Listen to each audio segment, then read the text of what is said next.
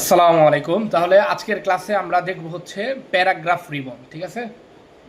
তো আমরা এই পর্যন্ত ক্লিপবোর্ড প্লাস হচ্ছে ফন্ট এই দুইটা জিনিস দেখছি, ঠিক না?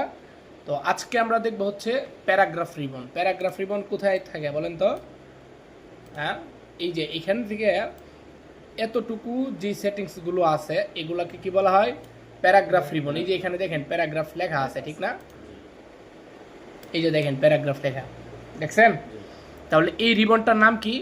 Paragraph ribbon. ওকে, তো এখান থেকে কিছু সেটিংস আছে, এই যে উপরে যে সেটিংসগুলো আছে এই প্রত্যেকটা সেটিংস আমরা আলাদা আলাদা করে আলোচনা করার চেষ্টা করব, ঠিক আছে ইনশাল্লাহ। আচ্ছা, তো এখান থেকে প্রথম এই যে নামটা আছে এখান থেকে একদম ফার্স্টে আমরা যেটা দেখতে পারতেছি এই যে এটা, ঠিক আছে? এটার নাম হচ্ছে কি জানেন? এটার নাম হচ্ছে বুলেট। নাম কি? এটার নাম হচ্ছে বুলেট।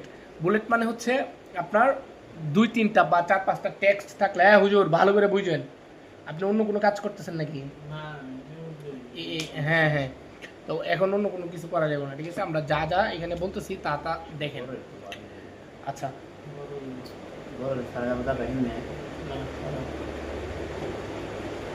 আচ্ছা আপনি আগে যেটা দেখাইতেছি জাস্ট এটা দেখেন, হ্যাঁ ঠিক আছে, হয়েছে?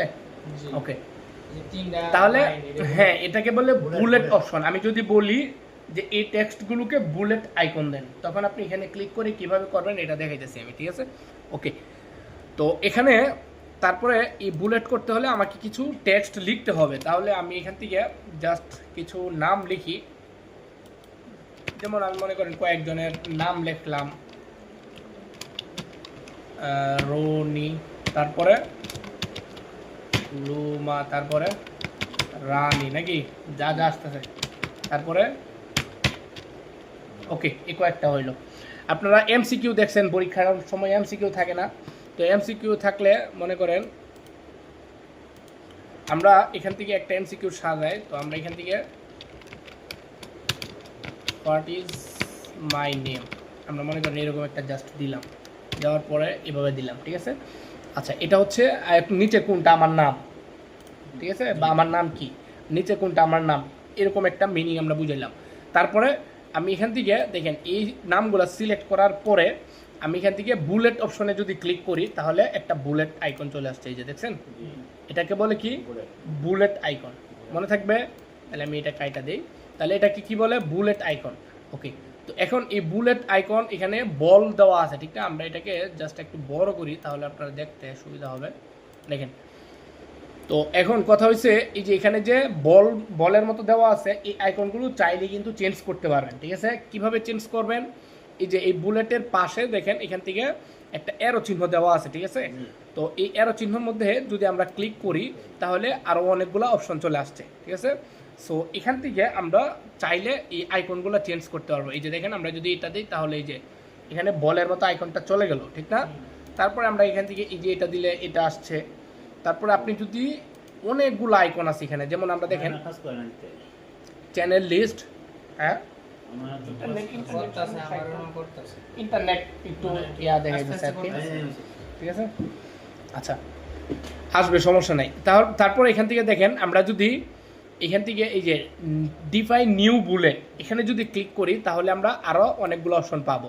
এই যে সিম্বল অপশন আছে, ঠিক আছে? তো আমরা যদি এই সিম্বলের মধ্যে ক্লিক করি তাহলে এখান থেকে কি আসছে দেখেন তো, আর অনেকগুলা সিম্বল এখান থেকে আসছে, ঠিক আছে? তো এখান থেকে আপনি চাইলে যে কোনো সিম্বল এখান থেকে দিতে পারবেন, ঠিক আছে? যেমন আমরা এখান থেকে যে কোনো একটা সিম্বল দেই, এই যে এই তারার মতো আছে, আমরা এটা দিলাম, দেওয়ার পর এখানে ওকে দিলাম। ওকে দেওয়ার পর এখন যদি আবার ওকে ক্লিক করি দেখবেন এটা চেঞ্জ হয়ে যাবে, ঠিক আছে? এই যে দেখেন, বুঝছেন? হ্যাঁ হুজুর বুঝছেন? ওকে, তারপরে আরও অনেক জিনিস আছে এখানে। আমরা আবারও এই বুলেটে যাই, ডিফাইন বুলেট। তারপরে এখান থেকে দেখেন আমরা চাইলে এখানে ছবি দিতে পারবো, নিজেদের ছবি। তো আমরা এখান থেকে এই যে পিকচার আছে, তো আমরা পিকচারে ক্লিক করলাম। পিকচারে ক্লিক করার পরে এখান থেকে এই যে ইম্পোর্ট অপশন আছে, ঠিক আছে? তো ইম্পোর্টে ক্লিক করলাম। ক্লিক করার পরে আমরা আমাদের যে কোনো ফাইল থেকে একটা ছবি নিয়ে আসা এই ছবিগুলা এখানে দিতে পারবো, বুঝছেন জিনিসটা? এই যে এই তারার মতো তারা চিহ্ন জায়গার মধ্যে একটা বুলেট দিতে হবে। যেমন আমরা এখান থেকে যে কোনো একটা ইমেজ মনে করেন এটা সিলেক্ট করলাম, এটা সিলেক্ট করার পরে এখন যদি আমরা ওকে দিই ওকেতে ক্লিক করে আবার যদি ওকে দেই তাহলে এই যে দেখেন আইকনটা কিন্তু এখানে চলে আসছে, দেখছেন? এই যে দেখেন ছবি চলে আসছে, পাইছেন? এতদূর বুঝছেন নাকি? আচ্ছা, তাহলে আমি যদি বলি যে বুলেট হিসেবে আপনার নিজের একটা ইমেজ বা যে কোনো একটা ইমেজ ব্যবহার করেন, তাহলে কিভাবে ইমেজ ব্যবহার করেন বুঝতে পারছেন? ওকে, তাহলে এই বুলেট একটুখানি সেটিংস, কিন্তু এটার ভিতরে দেখছেন কত কাজ। আচ্ছা, তো আমরা যদি বুলেটটাকে রিমুভ করতে চাই তাহলে আবারও ক্লিক করবো, এই বুলেটটা চলে যাবে, ঠিক আছে? এখন অনেক জায়গায় দেখি যে নাম্বারিং করা থাকে, 1 2 3 4 এভাবে লেখা থাকে, ঠিক না? তো এই কাজটা কিভাবে করবেন, এই যে দেখেন বুলেটের পাশে এখান থেকে নাম্বারিং অপশন লেখা আছে, ঠিক আছে? তো এখানে যদি আমরা ক্লিক করি তাহলে এই যে 1 2 3 4 5 6, এটা করার সুবিধা কি, এখন যদি 6 নাম্বার নাম লিখতে চাই তাহলে আমরা ইন্টার বাটনে চাপ দিলে অটোমেটিক্যালি 6 উঠবে। যেমন আমরা কিছু একটা লিখলাম, আবার ইন্টার বাটনে চাপ দিলে অটোমেটিক্যালি 7 উঠছে, আবার ইন্টার চাপ দিলে এটা অটোমেটিক্যালি আমাদের লিস্ট হয়ে যাবে। বুঝছেন জিনিসটা? ওকে, আচ্ছা, তাহলে এই নাম্বারিংয়ের মধ্যে আবার দেখেন এই অ্যারো চিহ্ন আছে, এই অ্যারো চিহ্নের মধ্যে যদি আমরা ক্লিক করি, এই অ্যারো চিহ্নের মধ্যে দেখেন ক্লিক করার পরে আমরা এখান থেকে চাইলে যে ব্রেকেট দিতে পারতেছি, তারপরে আমরা চাইলে এবিসিডি দিতে পারতেছি, ছোট হাতের, ক্যাপিটাল, স্মল সবগুলো দিতে পারতেছি। হ্যাঁ, পরীক্ষার প্রশ্নের মধ্যে কিন্তু এগুলো থাকে, ঠিক না? আচ্ছা, তারপরে এখান থেকে দেখেন এই যে ডিফাইন নিউ নাম্বার ফরম্যাট, আপনি চাইলে এখান থেকে নাম্বারের ফরম্যাটগুলা চাইলে চেঞ্জ করতে পারবেন, যে স্টাইল কীরকম হবে। এই যে এখানে অনেকগুলো, এই যে 001 002 এভাবেও চাইলে দিতে পারবেন। এখান থেকে নাম্বারের ফন্ট চাইলে আপনি চেঞ্জ করতে পারবেন। দেখছেন একটার ভিতরে কত সেটিংস। এই যে অ্যাডভান্সে গেলে আরও অনেকগুলো অপশন পাবেন। আচ্ছা, আমরা ওইটা না দেখতেছি, আমরা জাস্ট এতটুকু নাম্বারিং কাজটা জানলে আমাদের এতটুকু কাজ হইতেছে। বুঝছেন জিনিসটা এবার? আচ্ছা, এবার এটার পাশে দেখেন আরও অনেকগুলো অপশন আছে। যেমন আমরা যদি এটার মধ্যে ক্লিক করি, এটাকে আমরা দেই, এটার মধ্যে ক্লিক করি, এখানে নন অপশন আছে, আমরা যদি ক্লিক করি তাহলে এই যে আগেরটার মধ্যে যেরকম আমরা ব্রেকেট দিয়ে কাজ করছিলাম এই সেম কাজটা কিন্তু এখানে হইতেছে। বুঝছেন জিনিসটা? এখানে আর কি এক ক্লিকে কাজটা হয়ে গেল।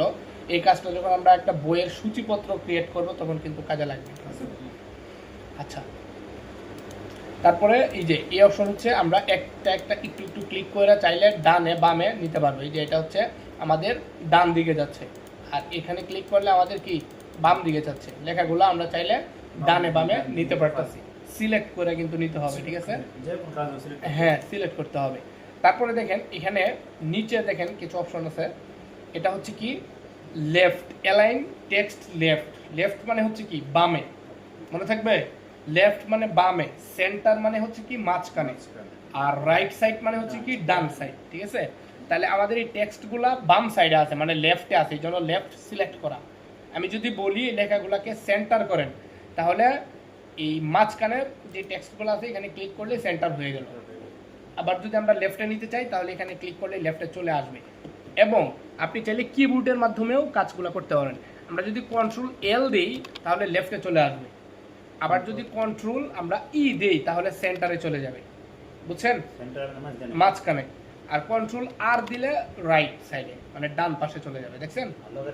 আর এটা হচ্ছে আপনার জাস্টিফাইং করা, লেখাগুলা আপনার সোজা বরাবর থাকবে, ঠিক আছে? তাহলে কন্ট্রোল জেড দিলে কি হচ্ছে, জাস্টিফাই হচ্ছে, ঠিক আছে? বুঝছেন জিনিসটা?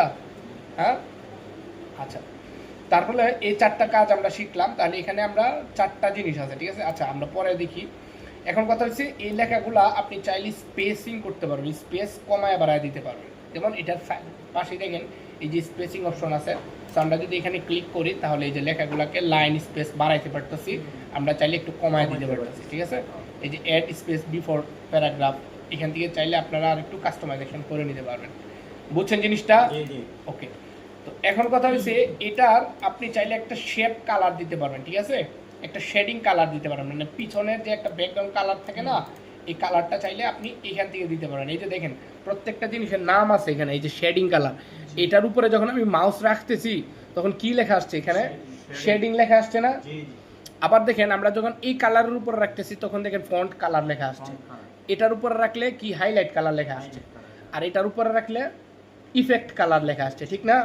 তো আমি যেটা নাম বলবো ওই নামের মধ্যে ক্লিক করবেন, আগে কিন্তু ক্লিক করেন। এখন আমি বলছি মনে করেন আপনি শেডিং কালার দিতে, এখন যদি আপনি হাইলাইট কালারের মধ্যে এসে ক্লিক করেন তাহলে হবে না, বুঝছেন? কাজ কিন্তু দুইটার একই মোটামুটি, কিন্তু আপনি যে কাজ ওইটাতে ওই কাজ করতে হবে। যেমন আমি এটা ক্লিক করে এখন যদি এই যে এখানে যদি আমি ক্লিক করে যে কোনো একটা কালার দিই, তাহলে দেখেন হ্যাঁ, এই যে দেখছেন এটা কি কালার করলাম, শেডিং কালার, ঠিক আছে? এবার আপনি চাইলে এই লেখাটারে আবার হাইলাইট কালার করতে পারবেন। এই যে এখানে যদি আমরা ক্লিক করে এই যে দেখেন হাইলাইট কালার, তার মানে হাইলাইট আর শেডিং কালারের মধ্যে পার্থক্যটা বুঝছেন? এটা হচ্ছে, আমি আবার বলতেছি, হাইলাইট কালার হচ্ছে যতটুকু লেখা থাকবে, টেক্সট থাকবে, এটার পিছনে জাস্ট একটা কালার হবে। আর হাইলাইট আর শেডিং কালার হচ্ছে পুরাটা থাকবে, এই লাইনটা যে লাইনটার মধ্যে থাকবে এই লাইন পুরাটা থাকবে। যেমন এই যে দেখেন পুরো লাইনটার মধ্যে আছে, বুঝছেন জিনিসটা? আচ্ছা, তাহলে আমরা এখানে আগের অবস্থায় যাই, তাহলে শেডিং কালার করলাম।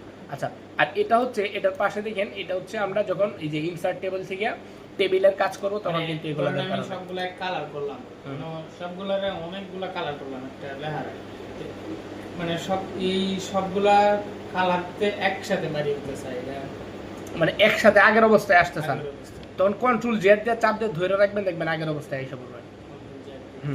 ঠিক আছে। আচ্ছা, কন্ট্রোল জেড, আচ্ছা এটা লিখে দিতেছি আমি, সমস্যা নেই। আচ্ছা, তাহলে আমরা এটা এই কাজ, এই প্যারাগ্রাফের মোটামুটি এই পর্যন্তই কাজ, ঠিক আছে? তাহলে আমি যদি কাজ দেই নেক্সট ক্লাসে ইনশাআল্লাহ পারবেন তো নাকি? আচ্ছা, তাহলে আমরা এখান থেকে আজকে কি কি শিখলাম? কন্ট্রোলের শিখলাম কন্ট্রোল প্লাস কি এল দিয়ে কি হয় বলেন তো? লেফট সাইডে যায়, লেফট মানে কি বামে, ঠিক আছে? আর কন্ট্রোল প্লাস ই দিয়ে কি হয় বলেন তো? সেন্টার, মনে থাকবে? আচ্ছা, তারপরে কন্ট্রোল প্লাস আর দিয়ে কি হয় বলেন তো?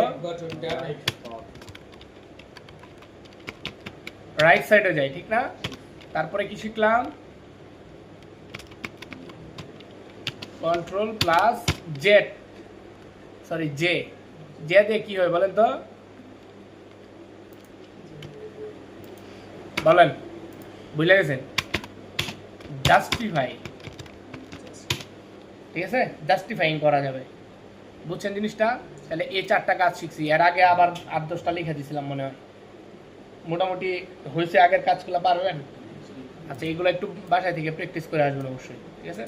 তাহলে আমরা আজকে এই প্যারাগ্রাফ পর্যন্ত দেখলাম, এর পরবর্তীতে আমরা এই দুইটা এডিটিং এবং স্টাইল, এই স্টাইলের মধ্যে তেমন কোনো কাজ নেই, আমরা এডিটিং এই রিবনটা দেখবো, ঠিক আছে?